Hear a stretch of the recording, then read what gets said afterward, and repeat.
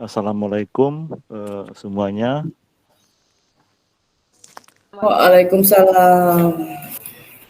Eh, saya ini mungkin kena penalti ini kayaknya nih, karena bagian yang terakhir.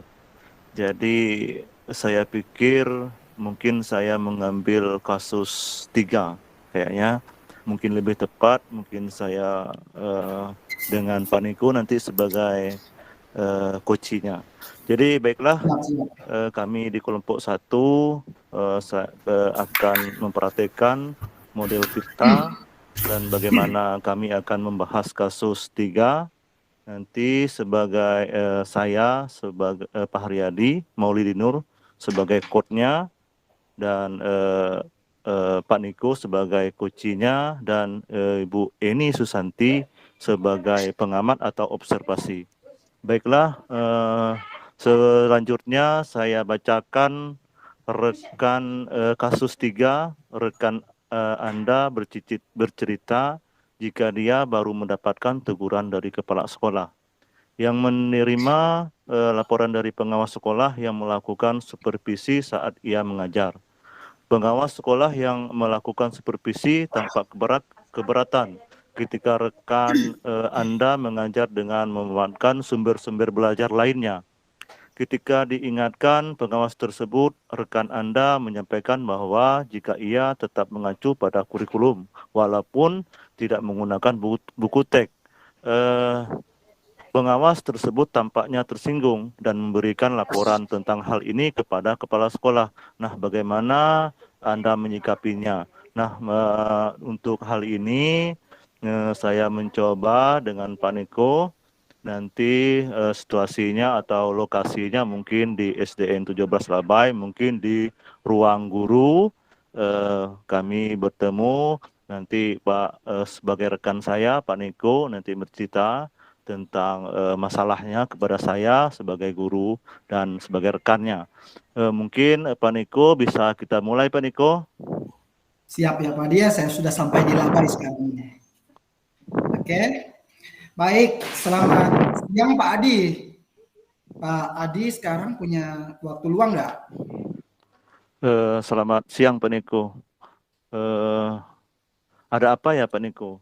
Saya lihat kok sepertinya Pak Niko ini sedang sedih, dan saya ada waktu luang untuk Pak Niko. Itulah Pak Adi, gimana ya. Jadi sebelumnya saya mau maaf ya Pak Adi ya, saya jadi mengganggu aktivitas Pak Adi hari ini. Oh, tidak apa-apa, Pak Niko. Begini Pak Adi, saya tuh perlu seseorang untuk bisa namanya mendengarkan keluh kesah yang saya alami sekarang gitu. Jadi saya berharap sih Pak Adi bisa membantu saya. Jadi apa yang bisa saya bantu, dan mungkin apa yang Pak Niko inginkan dari pembicaraan kita hari ini, Pak Niko? Baik Pak Adi, kalau memang Pak Adi punya waktu, jadi sebetulnya saya menemui Pak Adi sekarang, saya ingin mendapat pemecahan dari permasalahan yang sedang saya hadapi Pak Adi. Oh, begitu masalahnya. Apa sih Pak Niko? Coba Pak Niko ceritakan kepada saya, apa kira-kira yang sedang Pak Niko rasakan? Ya, Pak Adi ingat enggak ya, beberapa hari yang lalu tuh kan saya di kelas itu ada supervisi. Nah, pada waktu supervisi itu saya tuh mendapat teguran dari pengawas. Oh, saya ingat tuh Pak Niko. Oh, kok bisa begitu ya Pak? Lalu apa yang membuat Pak Niko mendapatkan teguran dari pengawas sekolah kita, Pak? Itu yang membuat saya bingung Pak Adi.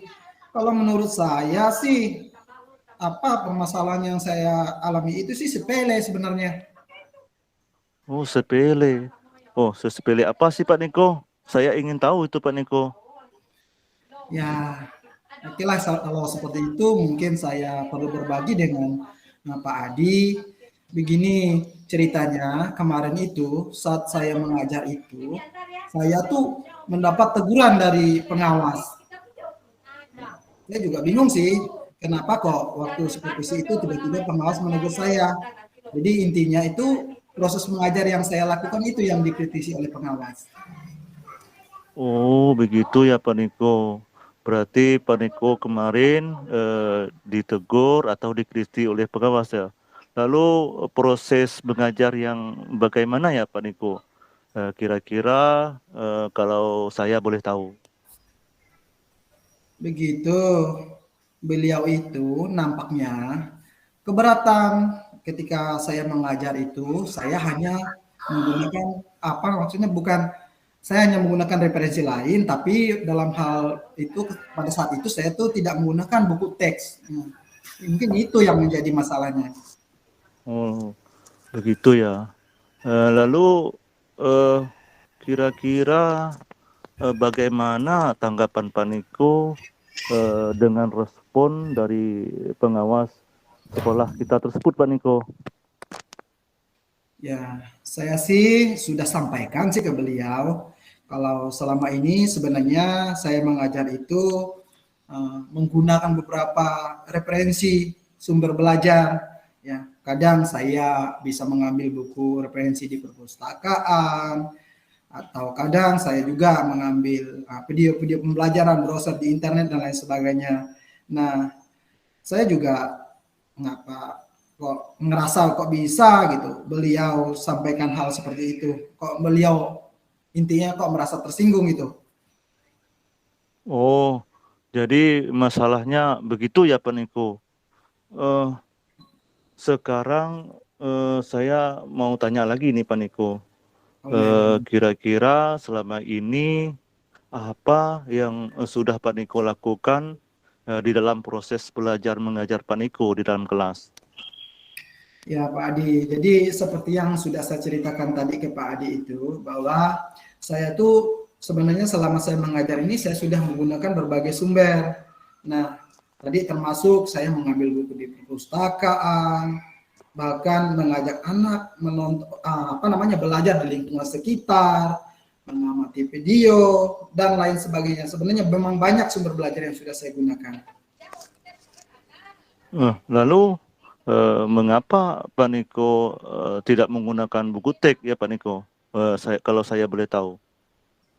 Ya, sebenarnya saya sih mau apa namanya mengkombinasikan berbagai referensi gitu ya. Karena menurut saya sumber belajar yang saya gunakan selama itu apa namanya sudah memudahkan anak-anak untuk memahami materi yang saya sampaikan. Nah, itu juga saya melihat sendiri bahwa anak-anak nampaknya lebih termotivasi Pak Adi waktu mereka mengikuti pelajaran saya. Intinya pelajaran yang sudah saya sampaikan itu walaupun sumbernya berbeda tapi semuanya itu mengacu ke kurikulum yang ada. Wah, kalau begitu sebetulnya saya kira sudah bagus Pak Niko. Lalu bagaimana dengan hasil siswa ketika Pak Niko menggunakan sumber belajar itu? Sepertinya yang kita ketahui bahwa karakter siswa itu kan berbeda-beda, Pak. Dan pola belajarnya juga pun berbeda-beda, Pak. Iya sih, memang kalau dilihat dari hasilnya memang bervariasi. Ada memang beberapa anak yang sudah maksimal nilainya, namun ada juga sih beberapa anak yang hasil belajarnya masih kurang maksimal. Nah, itulah Pak Niko, pentingnya menggunakan buku teks Pak Niko sebagai sumber belajar. Mungkin harapannya dari pengawas kemarin itu seperti itu Pak, supaya Pak Niko menggunakan sumber belajar dengan buku teks juga, maksudnya seperti itu Pak. Oh ya ya ya ya. Memang kalau dipikir-pikir ya apa yang disampaikan pengawas itu juga ada benarnya juga ya Pak ya. Iya, eh, selanjutnya setelah Pak Niko bercerita kepada saya ini, eh, kira-kira bagaimana perasaan Pak Niko sekarang? Ya, terus terang sih Pak. Adi, ya kalau memang ngerasa beberapa hari ini rasanya masih kurang nyaman, ada sedikit apa namanya sih kepikiran juga. Jadi dengan apa yang sudah disampaikan oleh pengawas tadi memang sedikit membuat apa saya memikirkan hal tersebut. Jadi segala sesuatunya mungkin agak sedikit terbengkalai lah pekerjaan saya. Oh, lalu eh, apa kira-kira yang membuat Pak Niko merasa tidak nyaman selama ini? Nah, itu dia tadi Pak Adi yang saya sampaikan di awal tadi. Jadi saya tidak merasa nyaman karena memang Bapak pengawas maksudnya menyampaikan hal tersebut itu langsung kepada kepala sekolah kita. Jadi takut juga sih kalau semuanya udah langsung naik ke kepala sekolah, kalau memang disampaikan langsung nyaman juga, enggak harus ke kepala sekolah, mungkin kita bisa memikirkan hal tersebut. Sementara ya tahulah sekarang udah hampir penilaian kinerja kita ya dilakukan oleh kepala sekolah, siapa tahu juga ini berpengaruh nantinya terhadap penilaian tersebut. Itu yang membuat saya kepikiran, Pak. Oh, begitu ya Pak Niko. Eh, jika saya dapat menyimpulkan Pak, yang menjadi membuat Pak Niko ini merasa sedih, merasa resah dan tidak nyaman adalah mungkin saat supervisi itu ya Pak.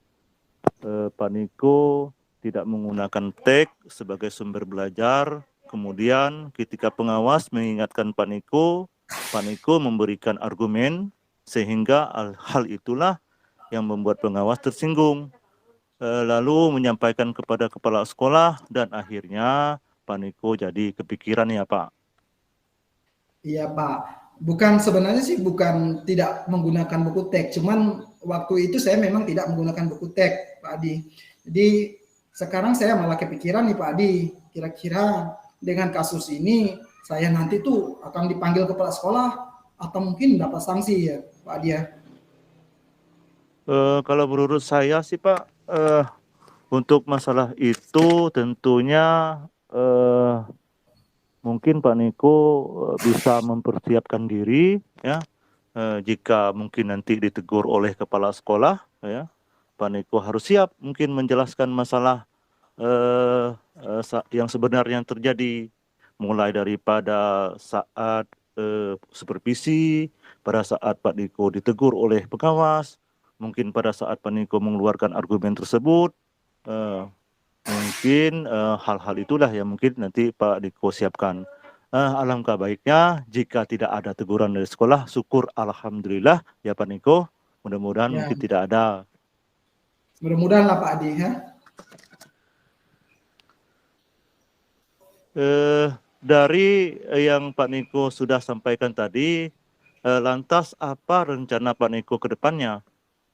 Ya, kemungkinan saya akan langsung menemui kepala sekolah untuk membicarakan hal ini. Barangkali beliau juga bisa memberikan solusi atas kasus ini. Oh ya, begitulah. Eh, Begini ya Pak Niko,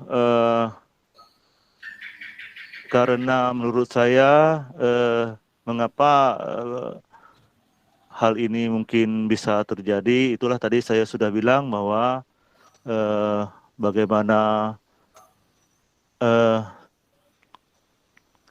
dari Pak Niko sudah sampaikan tadi, lantas ada rencana, lalu ada hal lain mungkin selain yang dilakukan Pak Niko? Ya kalau memang ada waktunya nanti saya mungkin Pak langsung menemui pengawas dan meminta maaf kepada beliau. Bahkan mungkin saya meminta masukan kepada beliau mungkin apa pelajaran yang Oh ya. bisa beliau sampaikan untuk kegiatan proses belajar mengajar yang saya akan lakukan di kelas nanti Pak. Lalu bagaimana dengan proses belajar mengajar kelas Pak Niko selanjutnya? Ya, saya akan mengikuti saran beliau untuk menggunakan buku teks kembali Pak. Langkah yang baik Pak Niko. Itu sudah tepat sekali. Menurut saya setuju dengan idenya Pak Niko. Baik Pak, jadi terima kasih Pak, saya juga sudah merasa lega, jujur dengan apa yang terjadi itu, ya, saya memang merasa agak sedikit gelisah, tapi setelah ini saya juga sudah merasa nyaman Pak, sudah merasa nyaman dengan apa yang sudah Bapak sampaikan. Ya, syukurlah kalau Pak Niko sudah lega. Lalu dari yang Pak Niko sudah rencanakan tadi, komitmen apa yang akan Pak Niko lakukan untuk menjalankan rencana itu, Pak? Ya, yang pastinya dalam proses belajar mengajar nanti Pak, saya akan mengacu kepada kurikulum yang ada, walaupun mungkin referensinya akan terus saya kombinasikan, karena saya juga melihat kepentingan murid saya juga Pak. Lalu dukungan apa kira-kira yang dibutuhkan Pak Niko untuk melakukan komitmen tersebut, Pak Niko? Mungkin saya juga akan berkoordinasi, melakukan komunikasi juga dengan guru-guru lain yang mungkin bisa membantu saya Pak. Nah, ini ide bagus sekali Pak Niko. Semoga masalahnya dapat segera terselesaikan, ya Pak Niko. Dan Ya, Pak. mungkin Pak Terima kasih, Niko Pak. pun dapat bekerja dengan suasana hati yang tenang, nyaman, tanpa dihantui rasa tidak nyaman, Pak Niko. Ya Pak, ya Pak. Terima kasih Pak sudah memberi masukan kepada saya Pak. Amin, sama-sama Pak Niko. Oh ya Pak, baik ya Pak ya, karena kebetulan saya mau masuk ke kelas lagi, jadi saya pamit dulu ya Pak ya. Terima kasih sekali lagi Pak. Baik Pak Niko, silakan. Ya, selamat siang Pak Adi. Ya, selamat Yuk, siang Pak kita Niko. kasih aplaus Pak Adi dan Pak Niko, luar biasa. Oke, langsung pengamat kami beri kesempatan 1 menit. Terima kasih Pak kesempatannya.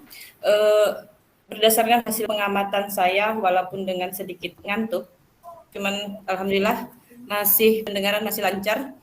Dari tujuan yang disampaikan oleh coaching itu sudah nampak di mana Pak Adi sebagai coach sudah mampu untuk mengarahkan coaching untuk menyampaikan tujuan dari permasalahan yang dihadapinya, dan coachingnya pun berlangsung sangat santai.